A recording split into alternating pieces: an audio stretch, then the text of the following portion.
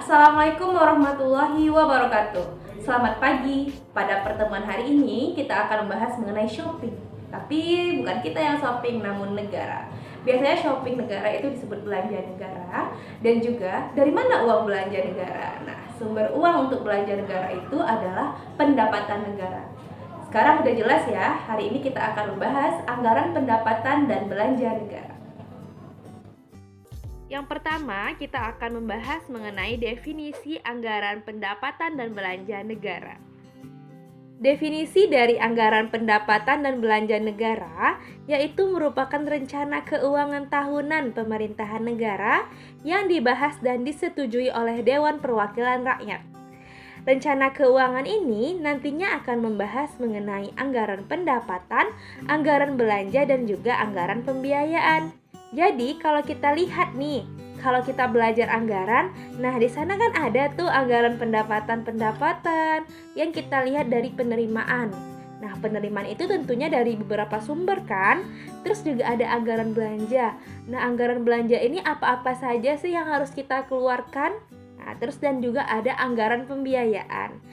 Untuk mengetahui lebih jauh mengenai APBN, kita juga bisa melihat dasar hukumnya pada Undang-Undang Dasar 1945 Bab 7 Pasal 22D dan 23. Nah, salah satunya nih kita akan bacakan Pasal 23 ayat 1 ya, yaitu yang berbunyi, anggaran pendapatan dan belanja negara sebagai wujud dari pengelolaan keuangan negara yang ditetapkan setiap tahun dengan undang-undang dan dilaksanakan secara terbuka dan bertanggung jawab untuk sebesar-besarnya untuk kemakmuran rakyat. Nah, ini kami tampilkan ya. Salah satunya ada pada sidang anggaran APBN tahun 2021 yang kami cari melalui sumber YouTube.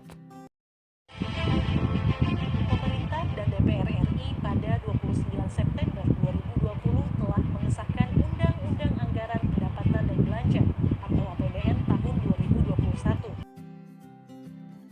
Berdasarkan video yang dilansir melalui akun YouTube BKF Kemenq, kita dapat melihat pelaksanaan APBN tahun 2021 yang didasarkan atas kondisi ekonomi di tahun 2021 yang tentunya pada saat masa pandemi COVID-19.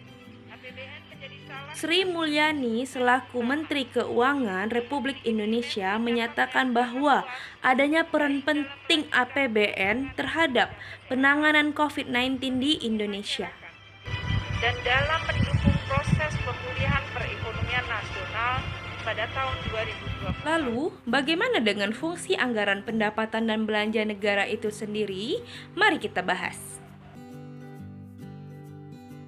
Fungsi APBN yang pertama yaitu merupakan fungsi otorisasi.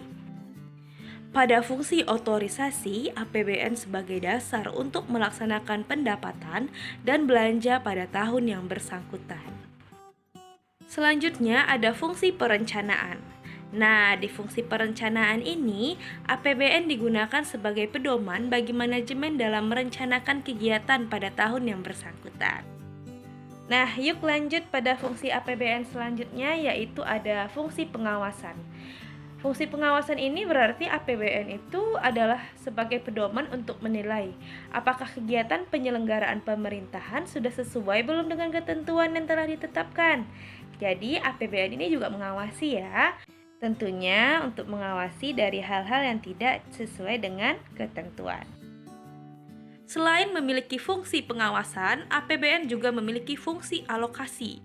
Anggaran negara harus diarahkan untuk mengurangi pengangguran dan pemborosan sumber daya, serta meningkatkan efisiensi dan efektivitas perekonomian.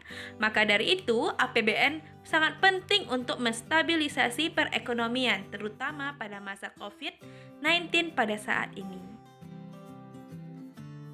Selain memiliki fungsi sebagai pengawasan dan alokasi, APBN juga memiliki fungsi distribusi, yaitu APBN memiliki kebijakan pada pendistribusiannya harus memperhatikan rasa keadilan dan kepatutan. Selanjutnya ada fungsi stabilisasi. Jadi, anggaran pemerintah menjadi alat untuk memelihara dan mengupayakan keseimbangan fundamental perekonomian. Fungsi udah, definisi udah. Nah, yang tidak kalah pentingnya, kita akan membahas mengenai jenis-jenis pendapatan negara. Jenis pendapatan negara dapat bersumber dari penerimaan pajak, seperti pajak penghasilan, pajak pertambahan nilai, pajak ekspor, dan cukai. Selanjutnya ada dari penerimaan negara bukan pajak, biasanya disingkat dengan PNBP. Penerimaan ini dapat bersumber dari penerimaan SDA, penerimaan laba pemerintah atas BUMN, PNBP lainnya, dan pendapatan BLU. Ada lagi yang namanya penerimaan hibah.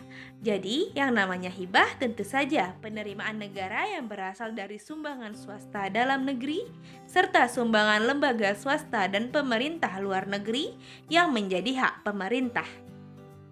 Lalu, yang terakhir ada penerimaan lainnya, yaitu ini terkait pada pengembalian belanja, penerimaan pembiayaan, dan penerimaan pihak ketiga atau PFK.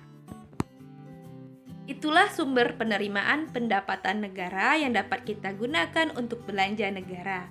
Lalu kita masuk dengan jenis belanja negara. Sebelumnya kita harus tahu dulu apa itu belanja negara. Belanja negara merupakan kewajiban pemerintah pusat yang diakui sebagai nilai kekayaan bersih. Jadi sebelumnya kita tadi kan udah bahas mengenai pendapatan negara dan belanja negara. Nah, ini tadilah rencana keuangan tahunan yang dibahas dan disetujui oleh DPR seperti yang sudah kita bahas sebelumnya. Jenis-jenis belanja negara terbagi atas belanja pemerintah pusat, seperti belanja pegawai, belanja barang, belanja modal, pembayaran bunga utang, subsidi, belanja hibah, bantuan sosial, dan belanja lain-lain. Selanjutnya, transfer ke daerah dan dana desa.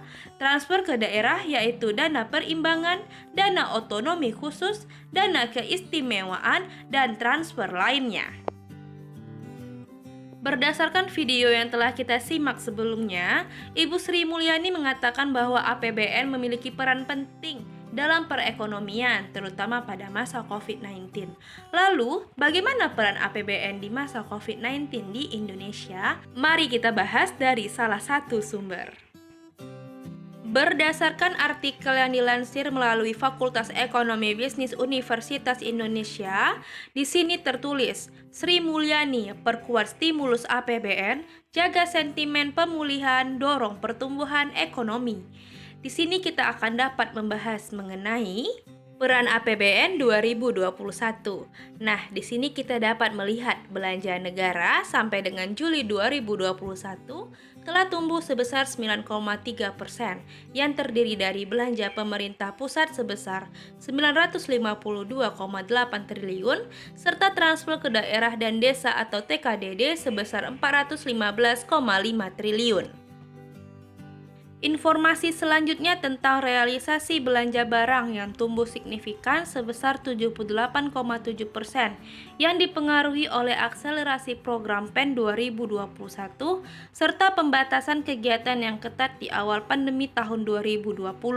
Di sini kita dapat lihat belanja barang itu digunakan untuk pengadaan 65,79 juta dosis vaksin, pemberian bantuan kepada 10,5 juta pelaku usaha mikro, biaya perawatan untuk 377,7 ribu pasien COVID-19, dan bantuan BOS kepada 4,15 juta siswa sekolah Kemenak. Realisasi belanja modal ini juga dipengaruhi oleh pembayaran dan percepatan proyek infrastruktur. Lalu, di sini juga kita lihat bahwa realisasi anggaran itu ada juga untuk perlindungan sosial yang tumbuh sebesar 10,1%. Nah, inilah nanti yang dimanfaatkan untuk penyaluran berbagai bantuan sosial, subsidi, dan bantuan pemerintah lainnya sebagai bantalan bagi keluarga miskin dan orang yang terdampak pandemi COVID-19. Manfaat yang diberikan kepada masyarakat melalui anggaran perlindungan sosial itu seperti penyaluran kartu sembako, program keluarga harapan, bansos tunai, dan juga program prakerja. Tapi masih banyak lagi yang lain. Lalu juga ada realisasi anggaran kesehatan, seperti yang dimanfaatkan untuk penyediaan vaksin, obat-obatan. Untuk informasi lengkap lainnya, silakan kunjungi link artikel yang sudah ada di deskripsi box ya. Berdasarkan teori dan informasi yang kita pelajari hari ini, kita jadi tahu nih apa saja bentuk belanja negara dan dari mana pendapatan negara itu berasal. Salah satu referensi yang dapat kita lihat realisasinya adalah pada artikel tadi. Artikel tadi kita dapat lihat berapa besar realisasi anggaran APBN pada tahun 2021. Namun masih banyak sumber artikel lain yang dapat kita pelajari. Nah, dari sini juga kita dapat tahu bahwa APBN sudah menjalani fungsinya seperti yang kita pelajari tadi. Untuk informasi lengkap lainnya, kita dapat melihat pada YouTube channel resmi Ditjen Anggaran yang kami cantumkan di sini dan juga follow Instagram resmi Ditjen Anggaran dan juga Kemenku RI. Pelajaran hari ini cukup sampai di sini dulu ya. Sampai jumpa pada pertemuan selanjutnya. Assalamualaikum warahmatullahi wabarakatuh.